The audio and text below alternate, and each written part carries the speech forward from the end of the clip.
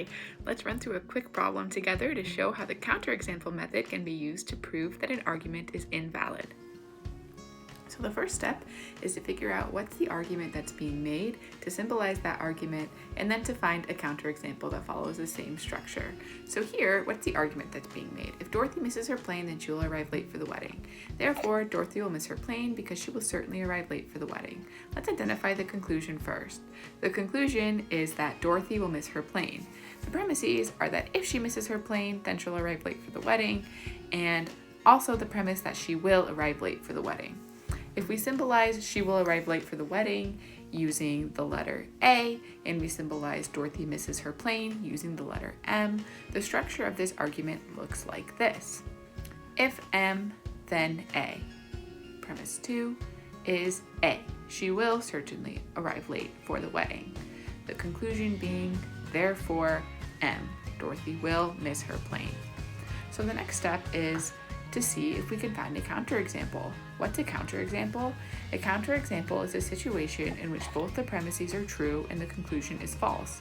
It is impossible for a valid argument structure to have a counterexample where all the premises are true and the conclusion is false, because of the definition of what validity actually means.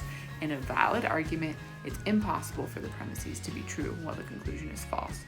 So, because validity depends on structure alone, if we can find an argument with the same structure in which the premises are true and the conclusion is false, we have found a counterexample to this argument. And so, we've proven that this argument also is invalid. So, can we make a counterexample that follows this same structure? In other words, if M, then A, therefore M, where both 1 and 2 are true and 3 is false? If we can do this, again, that means the argument is invalid. All right, so let's try to do so.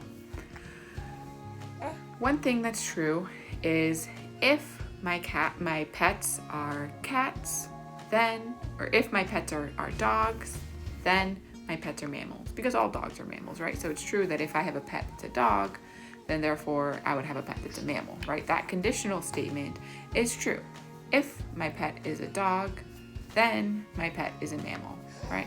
Now, to give you some context about me, I don't own any dogs. I have 2 cats, right? But it is true that if my pets were dogs, then my pets would be mammals. And it's also true that my pets are mammals. So we can see that premise 1 and premise 2 are actually true. It's true that if my pets were dogs, they would be mammals. It's also true that my pets are mammals, right? Cats are also mammals. So it's true that my pets are mammals. So premise 1 and premise 2 are true. But the conclusion now, therefore my pet is a dog, is not true because I don't have a dog. That's false, right? Now, if you do have a dog, you'd have to mess with this example to make it true in your case. But if we consider my pet in this case to refer to mine, the speaker of this video lecture, then this argument would be a case in which both the premises are true and the conclusion is false.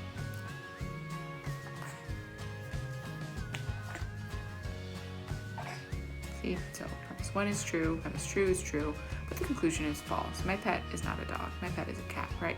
That means it's possible for an argument with this structure to have true premises and a false conclusion.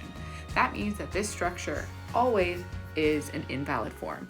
Even in a case where the premises happen to be true and the conclusion happens to also be true, the conclusion wouldn't be true because of the premises, because this form is invalid.